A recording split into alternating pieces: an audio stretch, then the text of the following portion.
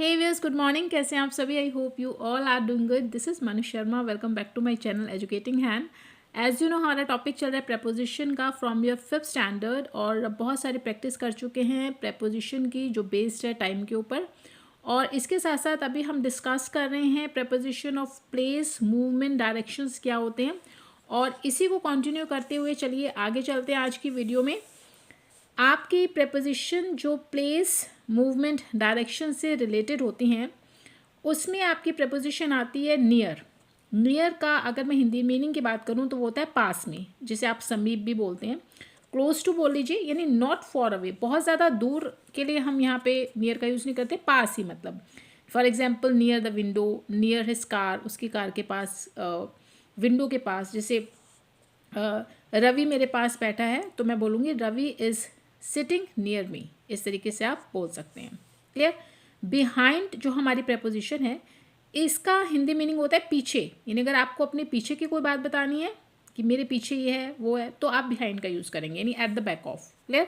Behind the car, behind me, behind the tree, behind the window. तो इस तरीके से आपने बिहाइंड का यूज़ करना है। इन फ्रंट ऑफ का जो मीनिंग होता है वो होता है व्यूअर्स सामने, किसी चीज़ के सामने, बिल्कुल जस्ट। ठीक है? आप कोई भी आपको फेस कर रहा है, वो व्यक्ति भी हो सकता है या वो कोई चीज़ हो सकती है, आपको फेस कर रहा है। जैसे in front of my house, मेरे घर के सामने। इन फ्रंट ऑफ मी, मेरे सामने। अभी फॉर एग्जांपल अगर मैं कहूँ रीना मेरे सामने बैठी है, तो Reena is sitting in front of me. तो इस तरीके से आप इसका यूज़ करेंगे। अप का जो मीनिंग है ऊपर। क्लियर? यानी अगर आप एक पॉइंट पे जा रहे हैं, लोअर जगह से आपको किसी भी अपर हायर पॉइंट पर लेके जाना है, या आप कुछ इंडिकेट कर रहे हैं, तो आप यूज़ करेंगे अप का।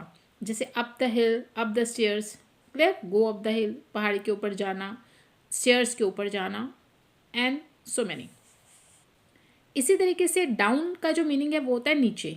अगर आपको नीचे के लिए कोई चीज़, नीचे की तरफ, यानी आप लोअर प्लेस की तरफ जा रही है, इंडिकेट कर रहे हैं, तो भी आपको डाउन का यूज़ करना पड़ेगा। For example, down the hill, down the streets, इस तरीके से आप बोल सकते हैं।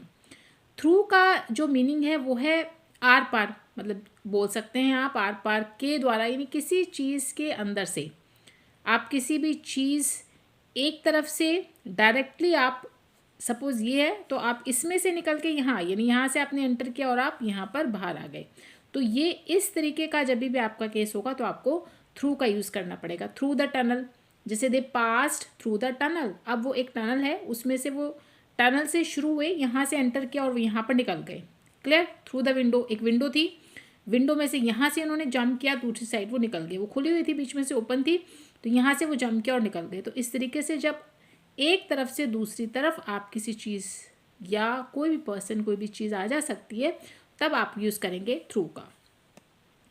Now move to next preposition, that is on to. On to का जो मीनिंग है, ऑन की तरह ही है, किसी चीज़ के ऊपर, यानी आप मूवमेंट होनी चाहिए।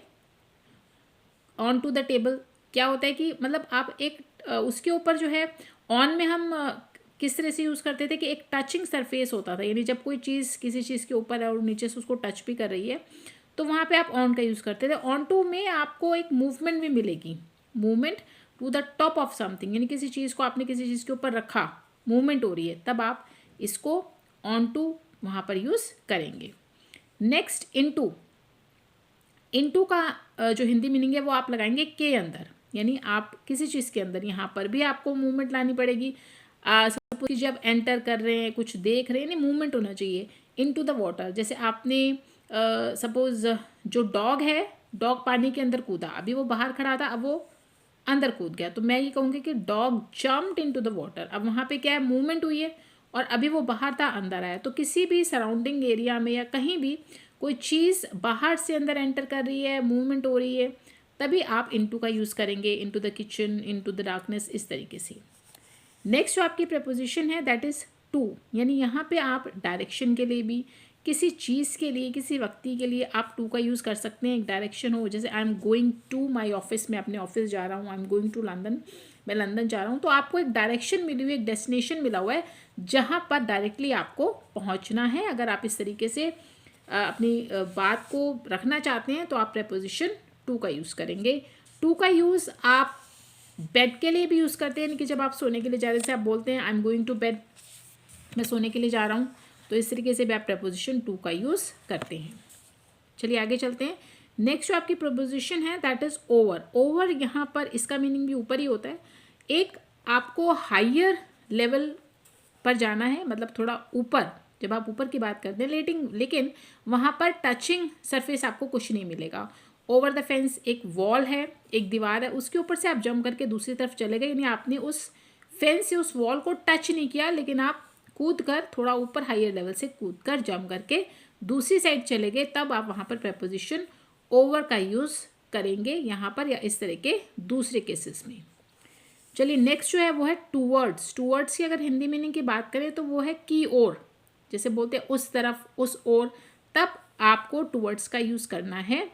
जैसे फॉर एग्जांपल मैं आपको कहूँ टूवर्ड्स द हाउस, घर की तरफ, यानी आप उस ओर जा रहे हैं, ये ज़रूरी नहीं है कि आप उस डायरेक्शन में तो आप जा रहे हैं, लेकिन ज़रूरी नहीं है कि आप घर की तरफ ही जा रहे हैं। जैसे मैंने यहाँ पे बोला टूवर्ड्स द हाउस, आप घर की ओर, घर की तरफ जा रहे हैं, ज़रूरी नहीं है कि आपको घर ही जाना हो, आप सिर्फ उस तरफ जा रहे हैं, आप वहाँ पर जाकर कहीं और भी जा सकते हैं।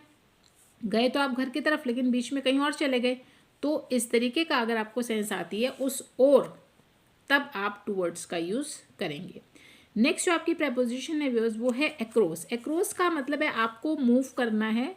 अगर मैं हिंदी मीनिंग की बात करूँ तो एक साइड से दूसरी साइड, यानी सपोज यहाँ से यहाँ तक आप क्रॉस करके किसी चीज़ को जा रहे हैं, जैसे आप रोड क्रॉस कर रहे हैं, ब्रिज क्रॉस करके आप इधर से इधर गए, कोई रिवर है उसमें आप स्विम करके इधर से इधर गए, तो जब आप एक साइड से दूसरी साइड पर मूव करके जा रहे हैं, then you will use across preposition. Next जो है that is round and around, same meaning है। राउंड का अगर मैं हिंदी मीनिंग की बात करूँ वो है चारों ओर, यानी सर्कुलर वे में, ठीक है, आप इस तरह से सर्कुलर मूवमेंट कर रहे हैं इस तरीके से।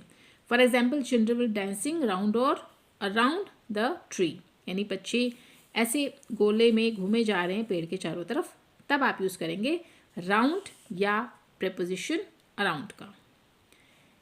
चलिए नेक्स्ट जो आपकी प्रपोजिशन है दैट इज़ फ्रॉम। फ्रॉम की अगर हिंदी मीनिंग की बात करें तो वो है से, यानी कहाँ से, कोई भी चीज़ कहाँ से स्टार्ट हुई, स्टार्टिंग पॉइंट से अगर आप लगाएं यहाँ से। For example from Paris, from the garden, यानी मैं गार्डन से चला, मैं पेरिस से चला, या मैं पेरिस से आया हूँ, या मैं इंडिया से हूँ, तो जहाँ इस तरह की सेंस होगी वहाँ पर आपको प्रपोजिशन फ्रॉम का यूज़ करना है। नेक्स्ट फॉर का जो हिंदी मीनिंग है उसकी अगर हम बात करें वो है के लिए, यानी किस चीज़ के लिए आप एक इंडिकेशन दे रहे हैं, एक डेस्टिनेशन आपको मिलता है, डेस्टिनेशन भी है या किसी चीज़ को आप के लिए, जब भी आपका मीनिंग निकलता है तो आप फॉर का यूज़ करेंगे।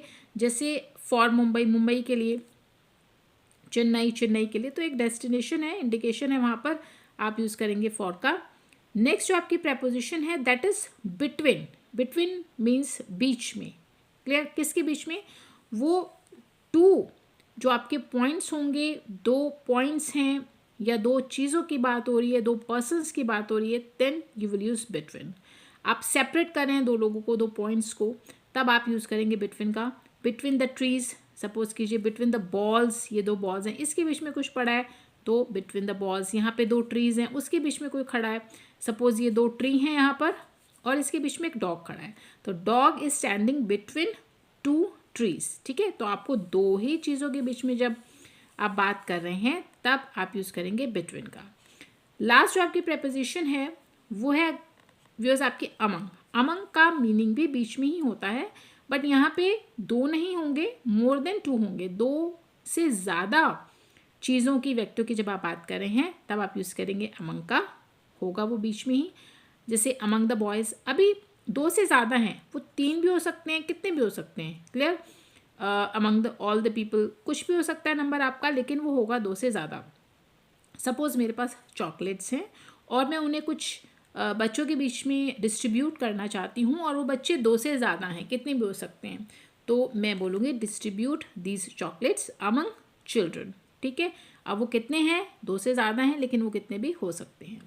तो ये थी आपकी प्रपोजिशंस जो बेस्ड हैं प्लेस के ऊपर, मूवमेंट के ऊपर, डायरेक्शंस के ऊपर, और आई होप आपको क्लियर भी हो गई होंगी कि किस तरीके से इनका यूज़ करना है। लेकिन आपको ज़्यादा क्लियर तब होगा जब आप इनकी प्रैक्टिस करेंगे, प्रैक्टिकली इनको करेंगे, सॉल्व करेंगे, समझेंगे कि सेंटेंस क्या है, कौन सी प्रपोजिशन आपको फिल करनी है, और ये प्रैक्टिस करेंगे मेरी आने वाली वीडियोस में। तो बने रहिए मेरे साथ। और वीडियो का एंड करने से पहले अगर आपको मेरी वीडियोस अच्छी लग रही हैं, आप इनसे कुछ गेन कर पा रहे हैं, तो प्लीज़ लाइक एंड शेयर ज़रूर कीजिए और सब्सक्राइब कीजिए एजुकेटिंग हैंड को, ताकि आपको बहुत सारी ऐसी वीडियोज़ मिलती रहें और आप कुछ ना कुछ इनसे सीखते रहें। तो मिलते हैं अपनी अगली वीडियो में। Till then, good bye.